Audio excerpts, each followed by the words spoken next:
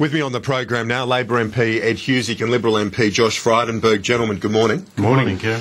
Let's start with the idea of the economic debate to begin with. Yesterday, the Prime Minister kicked off, as she flagged the day before that she would, that the economy would be the key battleground. That's where she wants it. That's been the key failure of this government, hasn't it? That you haven't been able to argue your successes on this front. Interest rates lower than what we inherited. Not true. Interest rates lower than what we inherited. 8.55 was what we had them, what you guys had them at. We're down at 7.3, 7.2. We've got a case where we've got growing economy, unemployment, the envy of most.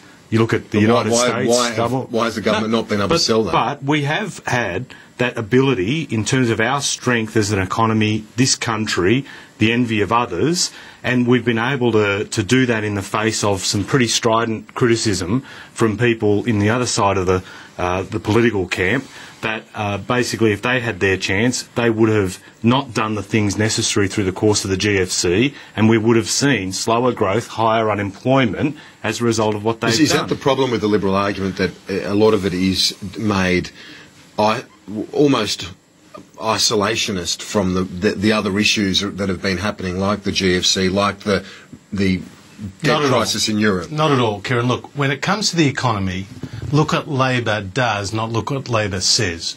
And in our last time in government, when John Howard and Peter Costello held the reins of the economy, we produced 10 budget surpluses. We paid back $96 billion of debt and left $60 billion in the bank. Unfortunately for Ed, the record doesn't look so good. But it's pretty serious. Uneventful times, not at all. Not at all. They were very good times. There was a thing called the Asian economic crisis. Nothing Kieran. like the GFC.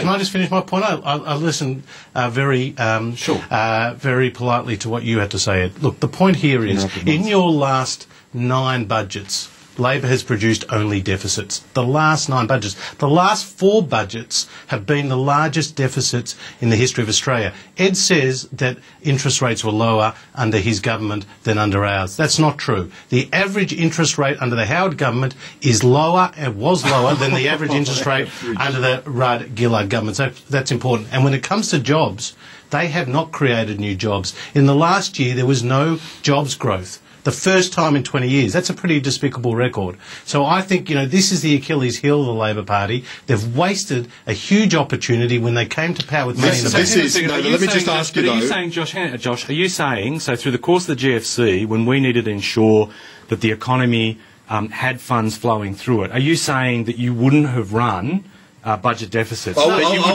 give you the chance to ask that in a moment. I do want to ask Ed about this issue of the deficits, because that's the record. If you look at the scoreboard, that is the record. What Josh said is 100% right about the run of deficits as opposed to the surpluses under the So you're playing into their line to ignore the GFC? No, what I'm saying is that if you look at the scoreboard, that's how many deficits you have delivered.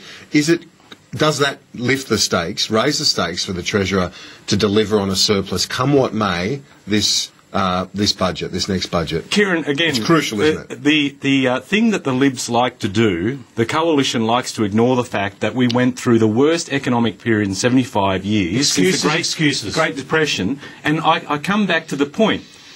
Tony Abbott in February 2010 said, we shouldn't spend as much and we shouldn't be doing as much for the economy. We should do what other economies have done, like New Zealand. So I come back to my point. With Josh, is what he's saying that they wouldn't have acted, that they wouldn't have done the things that were necessary to ensure that the economy was buoyant, that jobs were protected, that we were able to grow jobs in the face of advanced economies shedding 30 million. And the other thing is too, if Josh is so big on protecting jobs, I just want to know, how come I never hear anything from their side in terms of, and he worked for Deutsche Bank, why doesn't he say anything about bank offshoring? Why doesn't he say anything about the people that are losing their jobs right now in terms of the offshoring that's going on? Or why doesn't he say anything about the 46,000 auto workers who want to see their jobs protected in the face of them cutting industry? Your response, because, Josh, the point, I suppose, to make as well, in addition to that, and you can respond to all of them, is that the coalition, with its criticism of the government's spend, it's very easy to criticise when you weren't in power, didn't have to make the calls at that time. And so it's easy to say, we could have spent less, still saved the economy. But how do we know that? Well, look, again, judge us by our record, but when it comes to stimulating the economy, yes, we would have stimulated the economy, but no, we wouldn't have wasted money on $2.5 billion on pink bats, on $16 billion of school halls, on a $50+ billion NBN without a proper cost-benefit analysis. We would have been a lot more rigorous when it came to our spend.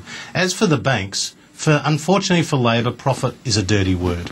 Unfortunately for Labor, they don't, it is. And unfortunately for you guys, you don't realise that the way to improve the Australian economy, Kieran, is to get more productivity out of it, is to increase the flexibility in the labour market, ensure that Australian companies can be more productive. That's how you'll keep jobs here. Invest more in skills. Do that rather than put the constraints on business, which forces them to take decisions. But it's very hard in the meantime, obviously, with hundreds lost at Holden, hundreds of jobs lost at Westpac. Sure. In the meantime, as you say, putting the economy on that productive footing. Sure. There's a lot of pain in the meantime. But can I say what Don Argus is saying? Hang on a second. They splutter on crocodile tears because they say, unemployment, we need to do something about unemployment. But we didn't have any words of comfort then.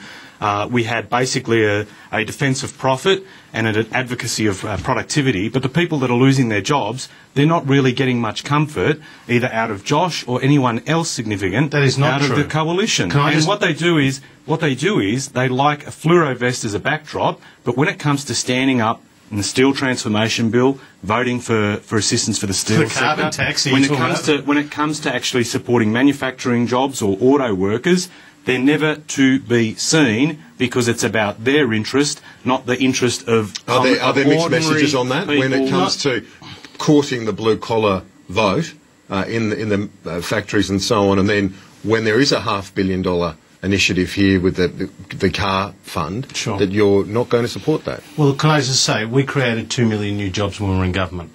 2 million new jobs, and unfortunately, as I said, in the last year, you haven't created any. When it comes to the car industry, remove the carbon tax because that is going to increase the cost of every car in Australia by $400.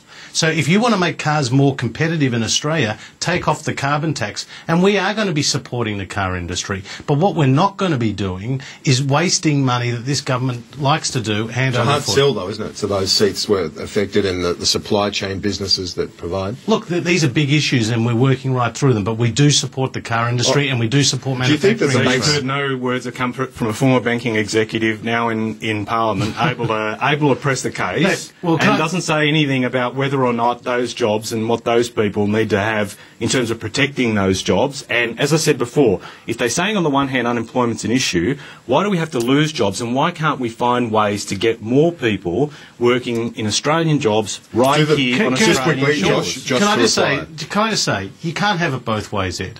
Kevin Rudd can't go to the 2007 election saying he's a fiscal conservative and when it comes to the operation of the market, walking back from it.